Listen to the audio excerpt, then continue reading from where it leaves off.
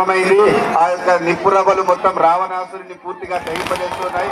దూరంగా ఉండాలందరూ కూడా, చాలా వేదిక కూడా దూరంగా ఉండండి. జై శ్రీరామ్, జై శ్రీరామ్, జై శ్రీరామ్.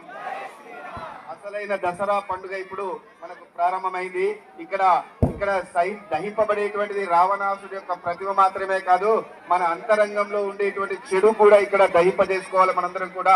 ఎందుకంటే భారతీయ సంస్కృతిలో సాంప్రదాయాలు బంధాలకు చాలా విలువ ఉన్నది. మన బంధాలను మనం నిలుపుకోవాలి. మనలో ఉండేటువంటి అసూయ రాగద్వేషాలన్నింటినీ కూడా నశింపజేసుకొని మనందరం కూడా అమ్మ నాన్న అక్క తమ్ముడు భార్య పిల్లలు ఇలా ప్రతి ఒక్క బంధాన్ని నిలుపుకునే విధంగా ఎలాంటి పొరపట్ల లేకుండా, డబ్బు ఉన్నదా లేదా, ఉన్నవాడా లేనివాడా, ఉద్యోగం ఉన్నదా లేదా, ఇలాంటి ఏ అభిప్రాయాలు పెట్టుకోకుండా మనుషులం, మానవత్వం కలిగినటువంటి వారం, మహనీయులం అనేటువంటి విషయాన్ని గుర్తుపెట్టుకోవాలి ప్రతి ఒక్కరు కూడా. చాలా అద్భుతమైనటువంటి సన్నివేశం ఇక్కడ ఆవిష్కృతమైతా ఉన్నది. రావణాసురుడు ఆ చెడు అనేది క్షణకాలంలో నశింపజేయడం జరిగింది.